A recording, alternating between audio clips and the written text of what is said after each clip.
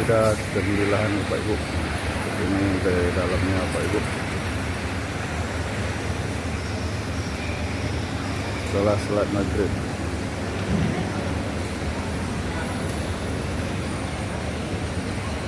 Nah, beginilah penampakannya Masjid Al-Huda Tembilahan ini Bapak Ibu, dari luar setelah salat maghrib Bapak Ibu.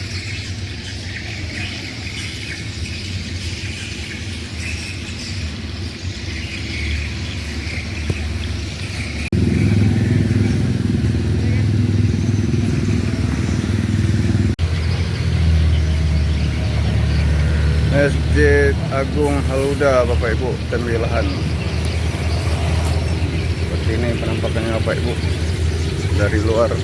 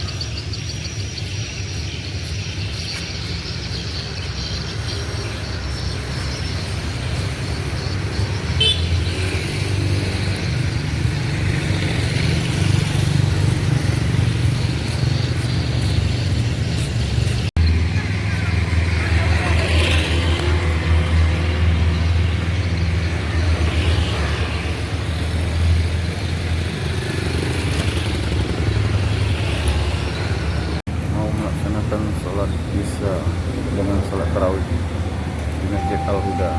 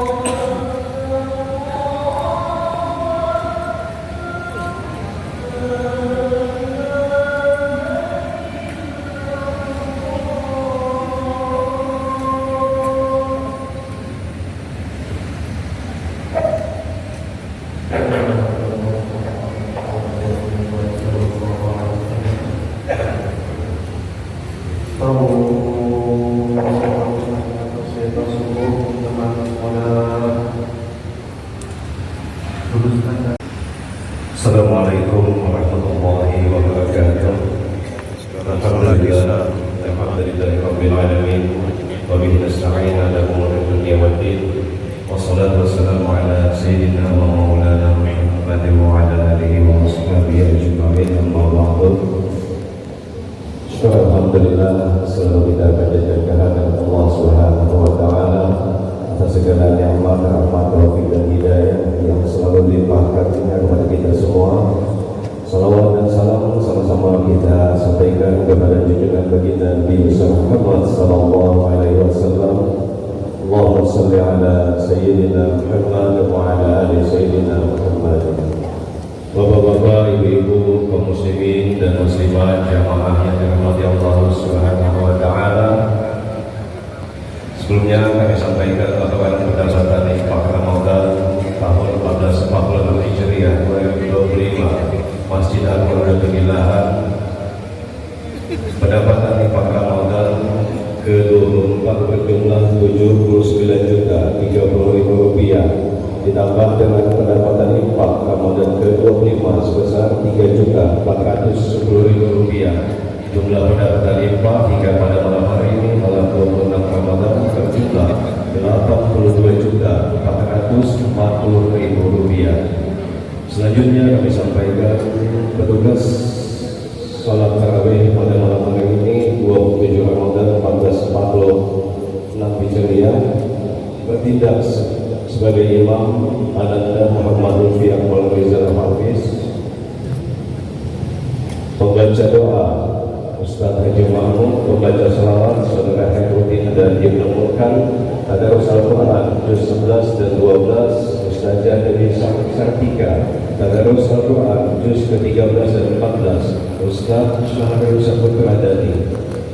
Bapak-bapak, ibu-ibu, kaum muslimin dan muslimat yang dirahmati Allah Subhanahu wa taala, sebelum kita melaksanakan salat tarawih berjamaah, sama-sama kita mendengarkan ceramah agama yang pada kesempatan ini insyaallah akan disampaikan oleh Ustaz Haji Syaiful Anwar MPD. Kepada beliau dipersilahkan. Demikian mohon maaf atas segala kesilapan. Wabillahi taufiq wal hidayah. Wassalamualaikum warahmatullahi wabarakatuh. Wassalatu wassalamu ala asyrafil anbiya'i wal mursalin wa ala alihi wa sahbihi ajma'in. Allahumma alimna manasija umurina wa alimna min sururi anfusina wa min sayyiati a'malina. Allahumma shalli ala Muhammad wa ala ali Muhammad. Hadirin jemaah yang dirahmati Allah Subhanahu wa taala. Satu ketika ada seorang raja yang ia ingin pergi jalan-jalan di daerahnya. Maka dia panggil pengawal-pengawalnya untuk diajak jalan. Lantas kemudian raja ini pun turun dari keretanya untuk melalui satu jalan. Karena dulunya ada pakai terongkok, maka berjalanlah raja ini. Di saat dia berjalan, ternyata kakinya kesandungan dan berdarah. Maka dia berpikir, wahai pengawal, ini jalan jelek sekali. Ini jalan jelek sekali. Maka kita harus pikirkan bagaimana lebih bagus biar kaki tidak berdarah. Akhirnya pulanglah dipanggil seluruh daripada Perdana Menteri, dikumpulkan bagaimana untuk memperbarui jalan mereka. Maka diusulkan oleh raja, bagaimana kalau seandainya kita buat kulit-kulit kambing atau kulit-kulit lembu, lalu kemudian tebarkan kulit itu sepanjang jalan, agar aku tidak lagi luka karena jalan. Maka sibuklah semua di mana-mana saudara, Perdana Menteri, pengawal, pekerja sibuk ingin mencari lembu, ingin mengambil kulit-kulitnya untuk dijadikan jalan. Maka di saat kesibukan itu datanglah seorang alim pergi menghadap tuan raja ini. Wahai tuan raja, saya punya usul. Sebenarnya yang jalan itu kan kaki raja. Cukup 2 lembar daripada kulit lembu itu untuk dijadikan alas kaki raja, maka kemana-mana raja insya Allah tidak akan lecet kakinya. Hadirin Allah sekalian. Maka ini usulan ini diterima oleh raja. Ternyata inilah terjadinya peristiwa awal daripada terciptanya sandal. Dan hadirin Allah sementara dari kisah ini, maka ada Allah Subhanahu wa taala memberikan satu simbol bahwa ada amal-amal yang dikerjakan sedikit tapi pahalanya besar. Ada waktu mengerjakan sedikit tapi pahalanya besar. Allah Subhanahu wa taala katakan, inna anzalnahu fi lailatul qadr wa ma adraka ma lailatul qadr, lailatul qadri khairun min alfi shahrin tanazzalul malaikatu war ruh fiha bi'izni rabbihim min kulli amr salamun hiya hatta matla'il fajr. Maka dari sisi ini, waktu yang sedikit amal manusia, tahukah kamu apa itu lailatul qadr? Lailatul qadr khairun min alfi shahrin, itu lebih baik daripada 1000 bulan kalau ada amal di dalamnya. Nah, hadirin Allah saudara, karena itu sandal tadi hanya sedikit saja diambil kulit kambing, kulit lembunya, tidak perlu sepanjang jalan, tapi sudah jadi sandal untuk tidak melukakan kaki. Begitu dengan amal Ramadan. Maka malam-malam akhir Ramadan, innamal a'malu bil khawatim, sungguhnya satu amal itu terletak di akhirnya. Bagaimana akhirnya itu baik, maka akan baik lagi. Tapi kalau seandainya akhirnya ini hancur, rusak, maka akan rusak lagi. Karena itulah firman Allah Subhanahu wa taala, "Man qama lailatul qadr imanan wa ihtisaban ghufira lahu ma taqaddama min dhanbihi." Barang siapa yang menegakkan, menghidupkan daripada malam Lailatul Qadar dengan imannya, wahtisaban, ghufira lahu ma taqaddama min dhanbi, maka akan dihapuskan dosa-dosa. Maka kata ulama, kata qoma di sini, menghidupkan di sini bukan mesti sholat. Tidak mesti sholat. Boleh menghidupkan malam-malam Ramadan itu dengan pertama kata ulama dengan doa. Orang yang berdoa di malam-malam daripada Ramadan itu sudah termasuk qiyamul lail. Maka dikatakan qiyamul lail itu beda dengan tahajud, beda dengan tarawih. Kalau tarawih kan tarawih artinya sholat yang istirahat, ada istirahatnya. Sedangkan qiyamul lail itu bisa dengan doa. Orang berdoa sungguh-sungguh di hadapan Allah SWT sudah kita kategorikan dengan qiyamul lail. Dia menghidupkan daripada malam-malam. Yang kedua adalah zikrullah. Orang yang berzikir. Maka karena itulah Allah SWT, kita Ramadan ini amalnya tidak perlu kita full dari pagi sampai ke subuh, sholat saja isinya, baca Quran saja, tidak perlu. Ambil waktu-waktu terbaik, ambil amalan-amalan terbaik yang dia sedikit yang kita amalkan tapi pahalanya besar. Apa itu di antara zikrullahnya? Ada satu hadis Rasulullah SAW. Satu ketika ada seorang bapak-bapak tua, orang tua itu, dia selesai sholat, dia pergilah ke tempat imam. Pergi ke tempat imam, lalu dia tanya, wahai imam, berikan aku satu hadis untuk bisa kuamalkan dan bisa kudakwakan. Maka imam ini bingung, aku mau menyampaikan apa ini? Hanya imam itu punya ide, baik Bapak, kalau Bapak ingin menyampaikan hadis, ada satu hadis Rasulullah SAW yang dia ringan di lisan, berat di timbangan, dan disayangi dan dicintai rahmat, yaitu Subhanallah wa bihamdi, Subhanallahil azim, Subhanallah wa bihamdi, Subhanallah.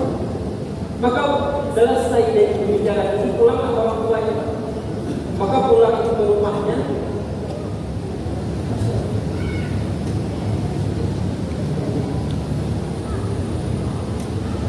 InsyaAllah, minta maaf, mohon maaf kalau kebenaran disembahkan kepada Allah. Kita sambung sholat pada subuh.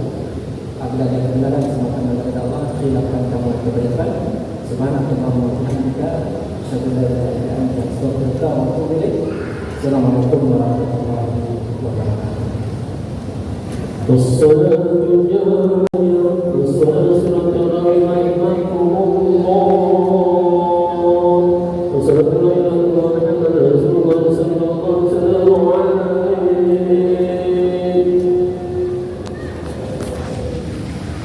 Salat tarawih lagi Bapak Ibu.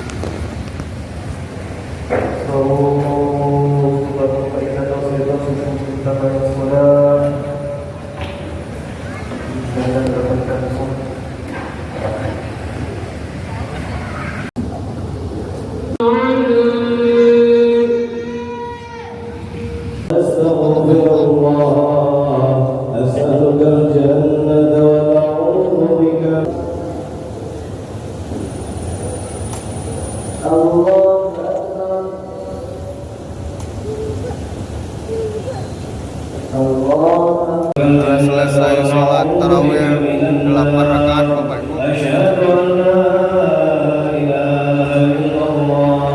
Yang melanjutkan 23 masih tetap bertahan.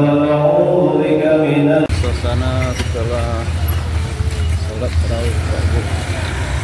Ada bubaran keluar dari masjid. Ini suasananya di Masjid Al-Huda 9 Bapak Ibu. Suasana setelah melaksanakan sholat tarawih berjamaah di Masjid Al-Huda 9.